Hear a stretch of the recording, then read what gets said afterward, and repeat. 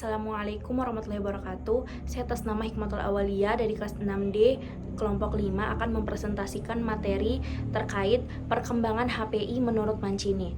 Biografi singkat dari Mancini. Mancini memiliki nama lengkap sebagai Pasquale Stanislao Mancini, lahir pada tanggal 26 Desember 1888 Masehi. Peran Mancini dalam PHI Mancini memiliki peran yang menentukan dalam pencabaran pertama disiplin hukum perdata internasional di Italia, yang pemikirannya terdiri dari pandangan dalam mencari prinsip-prinsip yang menjadi dasar untuk dengan mudah memutuskan undang-undang yang mana harus diterapkan pada masing-masing negara. Ada 3 kriteria mendasar yang ditunjukkan olehnya. Yang pertama adalah kriteria kewarganegaraan. Kriteria ini mengacu pada pengaturan hubungan keluarga, kondisi orang, dan sukses. Yang kedua ada kriteria kebebasan.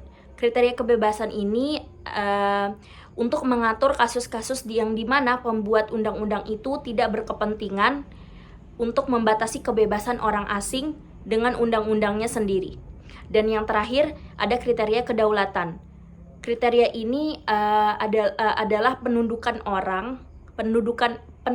orang asing terhadap hukum pidana dan ketertiban umum serta hukum publik negara.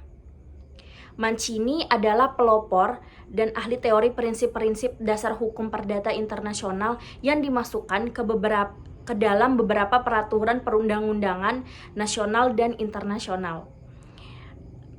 Mancini membedakan antara hukum perdata yang diperlukan. Mancini ini membedakan antara hukum perdata yang diperlukan dan sukarela. Sebagai lawan dari kriteria domisili yang telah diterapkan sebelumnya, hukum perdata yang diperlukan ini berkaitan dengan pribadi dan hukum waris, dan ditentukan juga menurut asas kewarganegaraan. Mancini kemudian berhasil menerjemahkan teorinya ke dalam undang-undang ketika ia berhasil memainkan peran penting dalam penyusunan KUH Perdata Italia pertama yang diundang-undangkan pada tahun 1865. Pada pasal 6 hingga pada pasal 12 ketentuan awal KUH Perdata mengkristalkan prinsip kewarganegaraan dan prinsip kebebasan serta kedaulatan yang harus dikaitkan dengan pasal 3 buku pertama KUH Perdata yang menyatakan bahwa orang asing juga berhak atas hak-hak sipil yang sama dengan warga. Hak-hak sipil warga negara asing ini juga berhak atas hak-hak sipil yang sama dengan hak-hak sipil yang dimiliki oleh warga negara itu sendiri. Kemudian setelah ia menjadi presiden Institut de Droit International, ia menekankan lagi bahwa ada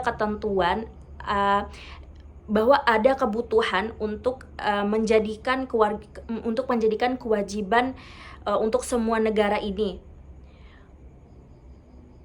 Dan upaya Mancini ini disambut baik oleh seluruh komunitas internasional. Dan pada tahun 1893, meskipun Mancini ini sudah meninggal, titik balik yang menentukan dalam hukum perdata internasional ini terjadi dengan diadakannya konferensi Den Haag tentang hukum perdata internasional yang dipromosikan dengan kuat oleh ahli hukum Belanda Tobias Asser. Mungkin hanya itu yang dapat saya sampaikan. Kurang lebihnya saya mohon maaf. Wassalamualaikum warahmatullahi wabarakatuh.